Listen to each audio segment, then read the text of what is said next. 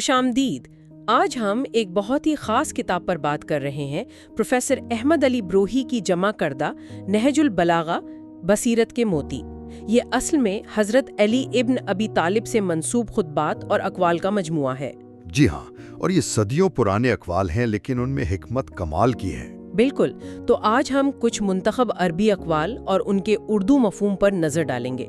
मकसद सिर्फ तर्जमा नहीं, बल्कि ये समझना है कि ये बातें आज हमारे लिए क्या मानी रखती हैं। सही, ये बातें जिंदगी के हर पहलू को छूती हैं, अक्ल, किरदार, मुआशरा, यहाँ तक कि रूहानियत भी।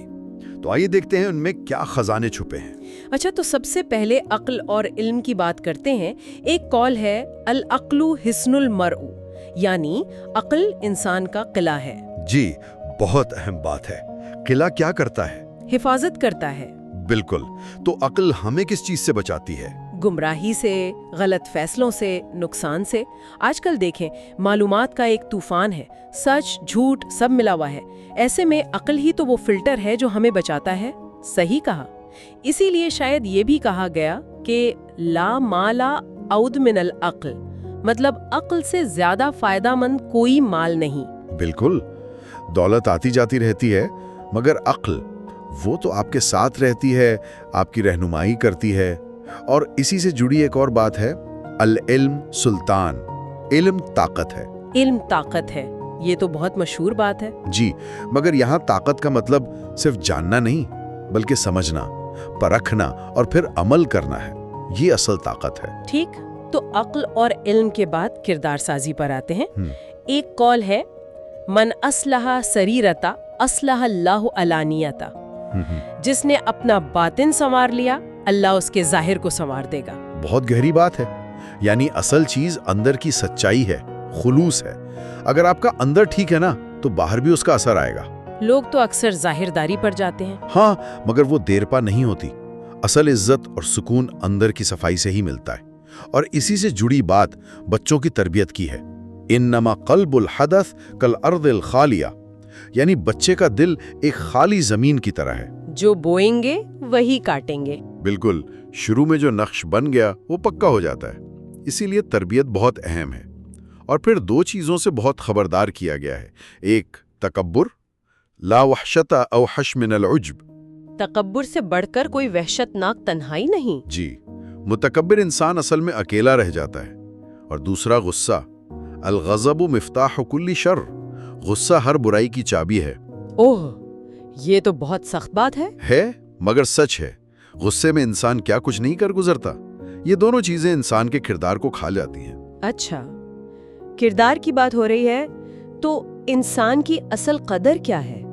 माशरा तो अक्सर दौलत, खानदान, ओहदा देखता है, मगर यहाँ फरमाया कीमतो कुल्ली इम्रइम मा युहसिनु, हर शख्स की कीमत वो है जो वो बेहतरीन तरीके से करता है। जी, और ये बात दोहराई भी गई है, इस पर बहुत जोर है। ये आज के दौर के लिए भी एक इनकलाबी सोच है। कैसे? मतलब आपकी पहचान आपकी काबिलियत, आपका हुनर, आपका इल्म, आपका किरदार है। आप मुआशरे को क्या दे रहे हैं, आप क्या अच्छा कर सकते हैं, ये आपकी असल वैल्यू है, ना कि आपके पास पैसा कितना है या आपका खानदान कौन सा है। बहुत खूब। अच्छा, अब माशरती ताल्लुकात की तरफ आते हैं। एक कौल है अन्नासु अअदाउ मा जाहिलु, लोग उस चीज के दुश्मन होते हैं जिसे नहीं जानते। ये तो आजकल बहुत नजर आता है, खासतौर पर ऑनलाइन दुनिया में। लोग बगैर जाने समझे किसी के या किसी ख्याल के खिलाफ हो जाते हैं। बिल्कुल, लाइल्मी से डर पैदा होता है और डर से दुश्मनी। सही, इसीलिए जानना और समझना जरूरी है।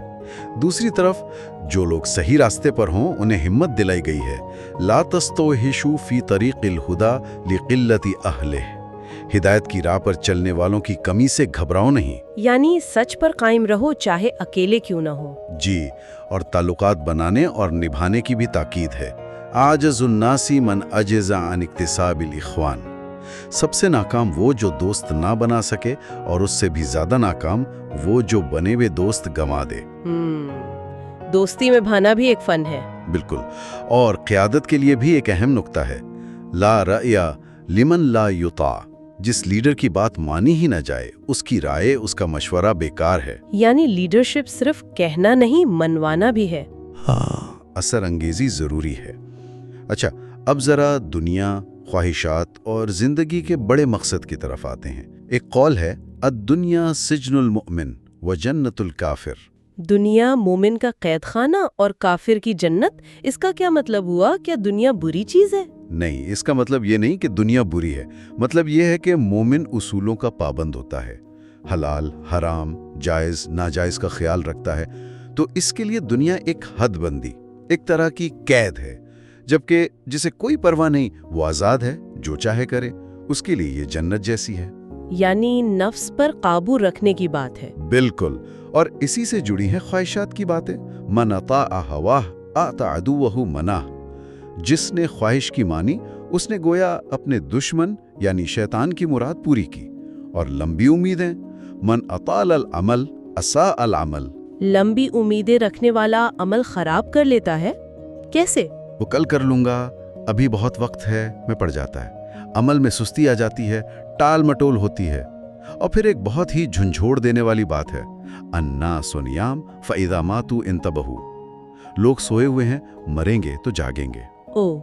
یہ تو بہت گہرا ہے، یعنی ہم غفلت میں ہیں؟ جی، دنیا کی دوڑ دھوپ، خواہشات، ان میں ایسے گم ہیں کہ اصل حقیقت سے غافل ہیں۔ موت آنکھیں کھولے گی، اور زندگی کا مقصد کیا ہو؟ الموت فی حیاتکم مقہورین والحیات فی موتکم قاہرین۔ ذلت کی زندگی جینے میں موت ہے، اور عزت کی موت میں اصل زندگی ہے۔ بالکل، مقصد کے لیے جینا، اصولوں پر قائم رہنا، یہ اصل زندگی ہے، چاہے اس راہ میں موت بھی آ جائے۔ واہ! اچھا، مال و دولت کے بارے میں بھی ایک دلچسپ قول ہے، الغنا فی الغربت وطن والفقر فی الوطن غربہ۔ پردیس میں دولت ہو تو وہ وطن جیسی، اور وطن میں غربت ہو تو وہ پردیس جیسی۔ جی، یہ پیسے کی نفسیاتی اہمیت بتاتا ہے۔ اگر آپ پردیس میں ہیں لیکن مالی طور پر مستحکم ہیں تو آپ کو وہاں اپنائیت محسوس ہو سکتی ہے، اور اگر اپنے وطن میں ہیں لیکن غریب ہیں تو اپنوں میں بھی بیگانہ پن، اجنبیت محسوس ہوتی ہے۔ غربت انسان کو تنہا کر دیتی ہے۔ یہ آج کل کی امیگریشن اور معاشی نامعاری کے دور میں بہت معنی خیز بات ہے۔ صحیح۔ آخر میں ایمان اور عبادت کے بارے میں کیا رہنمائی ملتی ہے؟ دو بہت بنیادی باتیں۔ ایک، صبر، الصبر من الایمان بے منزلۃ الراس من الجسد۔ ایمان کے لیے صبر ایسا ہے جیسے جسم کے لیے سر۔ یعنی صبر کے بغیر ایمان نامکمل ہے یا ممکن ہی نہیں؟ یوں سمجھے کہ جیسے سر کے بغیر جسم بیکار ہے، ویسے ہی صبر کے بغیر ایمان کی بنیاد کمزور ہے۔ یہ صرف برداشت نہیں بلکہ استقامت ہے، ڈٹے رہنا ہے۔ اور دوسری بات عبادت کے حوالے سے، افضل العبادات التفکر، بہترین عبادت غور و فکر کرنا ہے۔ صرف رسومات نہیں بلکہ سوچنا سمجھنا۔ جی، کائنات پر غور کرنا، اپنی ذات پر، اللہ کی نشانیوں پر، یہ سوچ بچار بذات خود ایک اعلیٰ عبادت ہے۔ تو خلاصہ یہ ہوا کہ نہج البلاغہ کے یہ موتی ہمیں عقل استعمال کرنے، کردار بنانے، اپنی صلاحیتوں کو پہچاننے، اچھے تعلقات قائم کرنے، دنیا کو صحیح نظر سے دیکھنے اور صبر اور فکر کے ساتھ جینے کی دعوت دیتے ہیں۔